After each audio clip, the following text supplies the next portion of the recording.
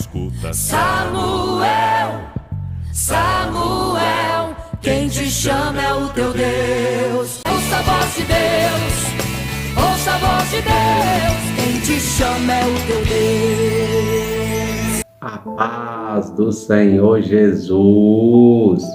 Tudo bem? Estamos aqui para mais um momento de reflexão bíblica no primeiro livro de Samuel. E hoje nós vamos meditar no capítulo 17. Vamos ler alguns versículos aleatórios por causa da extensão, para que nós possamos ter uma compreensão daquilo que vamos refletir hoje. Vamos ler então os versículos 1 ao versículo 4, depois do 8 ao 10, depois do 17, o 22, 23 e o 26. Amém? Vamos à leitura. E os filisteus ajuntaram os seus arraiais para a guerra e congregaram em Socó, que está em Judá, e acamparam-se entre Socó e Azeca, no termo de Damim. Porém Saul e os homens de Israel se ajuntaram e acamparam no vale do Carvalho e ordenaram a batalha contra os filisteus. E os filisteus estavam no monte da banda da Além, e os israelitas estavam no outro monte da banda da Quem, e o vale estava entre eles.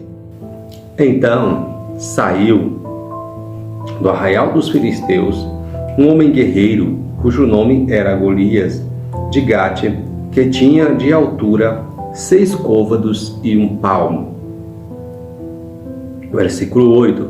E parou e clamou às companhias de Israel, e disse-lhes: Para que saireis a ordenar a batalha? Não sou eu filisteu? E vós, servos de Saul? Escolhei dentre vós um homem que desça a mim. Se ele puder pelejar comigo e me ferir, seremos vossos servos. Porém, se eu o vencer e o ferir, então sereis nossos servos e nos servireis. Disse mais o filisteu: Hoje desafio as companhias de Israel, dizendo: Dá-me um homem para que ambos pelejemos. Ouvindo então Saul e todo o Israel essas palavras do filisteu, espantaram-se e temeram muito. O versículo 17 diz: E disse Jessé a Davi, seu filho: Toma, peço-te, para teus irmãos, um efa deste grão tostado e estes 10 pães, e corre a levá-los ao arraial, aos teus irmãos. O versículo 22 diz: E Davi deixou a carga que trouxera na mão do guarda da bagagem e correu à batalha. E chegando, perguntou a seus irmãos se estavam bem. E estando ele ainda falando com eles, eis que vinha subindo do exército dos filisteus o homem guerreiro cujo nome era Golias, o filisteu de Gate, e falou conforme aquelas palavras, e Davi as ouviu. E o versículo 26 diz: Então falou Davi aos homens que estavam com ele, dizendo: Que farão àquele homem que ferir a este filisteu e tirar a afronta de Israel? Quem é, pois, este incircunciso filisteu para afrontar os exércitos do Deus vivo? Amém?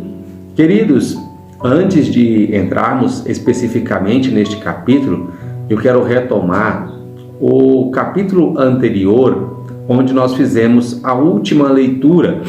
Lá, naquele texto, nós falamos a respeito da unção de Davi. E observemos que o versículo 13 do capítulo 16 vai falar que o Espírito do Senhor se apoderou de Davi no momento em que ele foi ungido rei sobre o povo de Israel. o Senhor o consagrou, o Senhor o ungiu como rei. E o versículo seguinte, o versículo 14, vai dizer que o Espírito do Senhor se retirou de Saul, e a partir daquele momento passou então a assombrá-lo um espírito mau. Amém? Então nós vamos perceber que quando Davi foi ungido rei, ele recebeu o Espírito de Deus. Naquele momento, o Espírito de Deus que estava sobre Saul retirou-se. Então nós vamos perceber agora que Samuel vai registrar no capítulo 17 que, apesar de Davi ter sido consagrado rei sobre o povo de Israel, Davi continuou com a sua vida cuidando das ovelhas de seu pai. Apesar de Davi ter recebido o Espírito de Deus aquele dia em que ele foi ungido rei sobre o povo de Israel por Samuel, profeta, ele continuou sendo, o pastor de ovelhas de seu pai.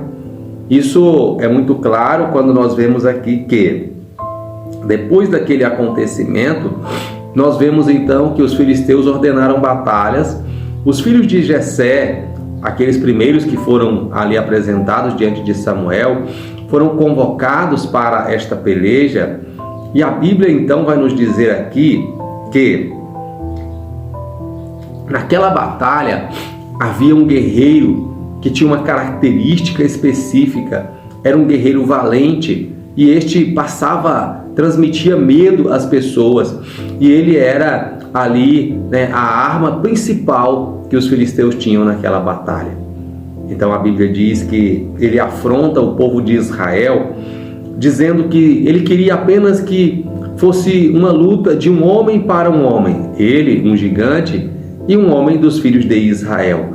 A Bíblia nos diz no versículo que lemos, versículo 11, que Saul e todo Israel, ouvindo aquelas palavras de afronta daquele filisteu, eles espantaram-se e temeram muito. Ou seja, dentre aqueles guerreiros do povo que estavam ali preparados, aptos para a guerra, não houve um sequer que teve coragem de enfrentar aquele gigante, enfrentar aquele homem zarrão e tirar a afronta do povo de Israel. Mas olha que interessante, Davi chega ali cumprindo ordens de seu pai de levar alimentos para os seus irmãos. Não que ali não houvesse alimento, mas é aquele cuidado paternal que sempre pensa que os filhos nunca têm o suficiente. Então ele manda ali uma porção para agradar os seus filhos, e manda também uma porção para o rei, como era o costume da honra da época. E Davi chegando ali, a Bíblia diz que quando ele chega, ele deixa ali aquela carga que ele traz com os responsáveis pela bagagem e vai à batalha. Ele era uma pessoa curiosa, queria saber como é que era a batalha. Chegando lá no campo de batalha, ele pergunta para os seus irmãos como é que estavam as coisas. E o Senhor providenciou para que ele chegasse ali exatamente no momento em que iria acontecer mais uma vez a afronta. Porque se nós formos ler o texto, nós vamos perceber que a Bíblia vai dizer que aquela afronta durou 40 dias. Durante 40 dias estava aquele filisteu, aquele gigante, afrontando o povo de Israel, e ninguém tinha coragem para resolver aquela situação. Então a Bíblia diz que quando Davi ouve aquela palavra, Davi ele fica muito indignado, e ele está pronto para pelejar com aquele gigante. E ele então pergunta: o que farão àquele homem que ferir este filisteu e tirar a afronta do povo de Israel?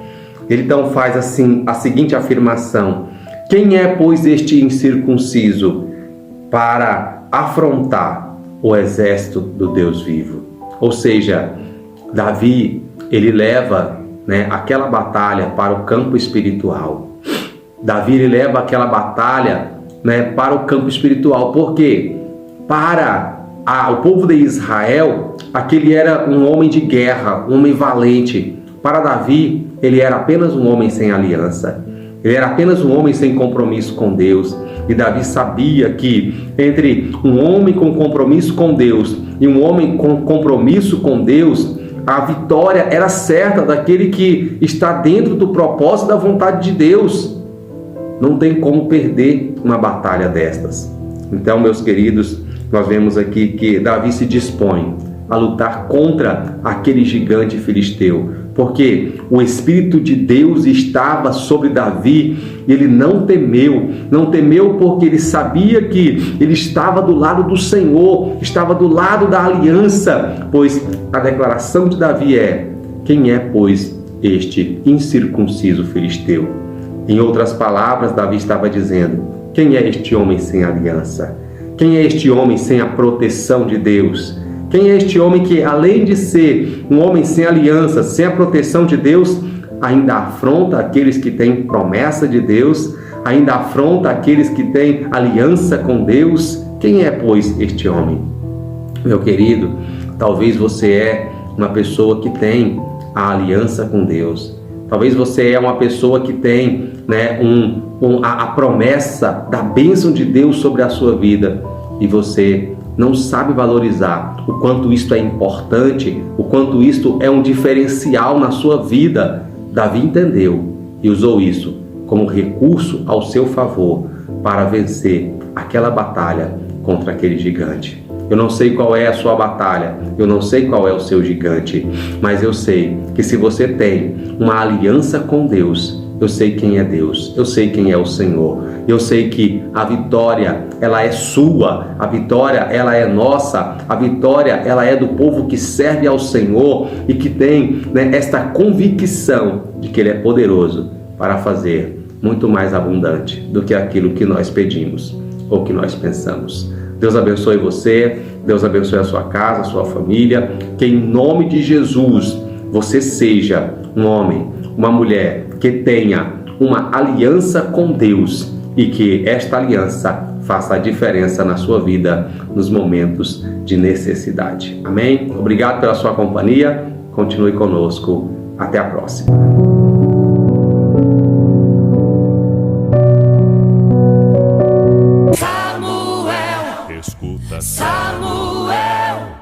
Samuel, quem te chama é o teu Deus. Ouça a voz de Deus, ouça a voz de Deus. Quem te chama é o teu Deus.